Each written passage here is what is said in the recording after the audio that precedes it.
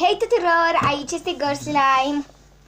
Iar astăzi vom face colecția mea de slime-uri. Deci haideți să începem. Primul slime este acest Christmas slime.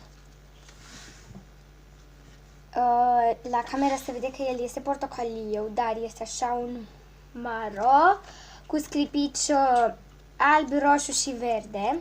Verde, adică închis și deschis. Al doilea slime este acesta. Am combinat cam 4 slime-uri și a ieșit acest slime super mare. Uitați-vă ce mare e! My God! E roz cu orbiți și cu foarte mulți clipici. Oh my God, ce mare e! Exact balon.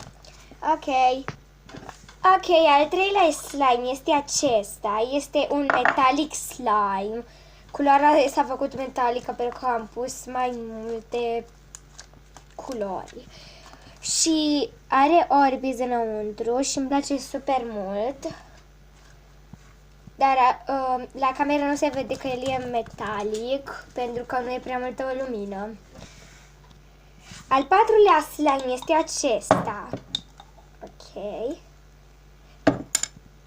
Este acesta, este un butter slime. Îmi place foarte mult că este așa un butter slime, dar ca și un fluffy slime și este foarte fluffy și n-am băgat decât amidon de porumb, lapte de corp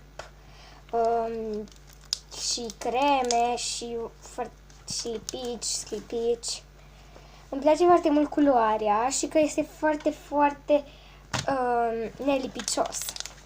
Ok. Mai ales slime-ul acesta poate să facă și baloane mari. Ok, al cincilea slime este acesta.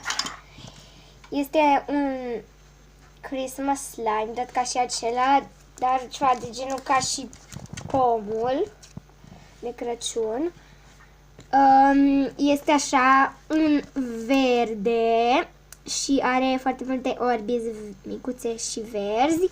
Are sclipici verde, mov și galben.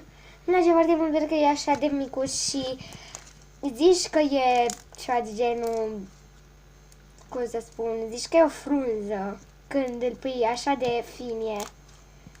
Ok. Al șaselea slime este acesta. Este ca și un fel de clay. Ok. Mai am și pe culoarea verde. Al șaptelea slime. Ok. Acum al optelea slime tot la fel, dar pe culoarea roșie. Ok. Este ca și un fel de clay.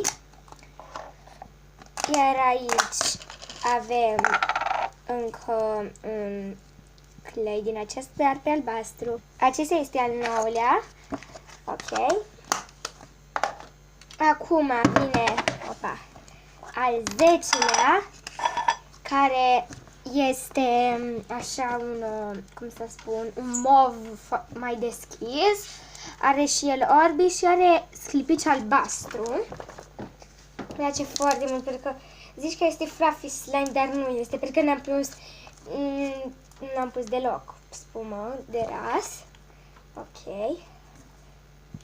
Ok, al 11-lea slime este slime-ul acele care le-am făcut ieri din amidon de porumb și cu săpun. Este așa ca și un nisip kinetic. Ok.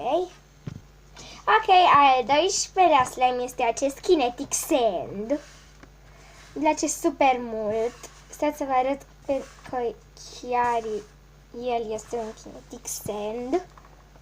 Stați. Fac și aici, și aici, și acum îl distrug. Ok, o să revin cu al 13-lea slime. Al 13-lea slime este acest slime. El este verde, iar ca să ajung la acest verde am combinat în el cam 4 slime-uri. O să vă las în bara de descriere jos numele videoclipului în care am amestecat slime cu acesta, pentru că acesta era mai micuț și am mai amestecat încă un slime.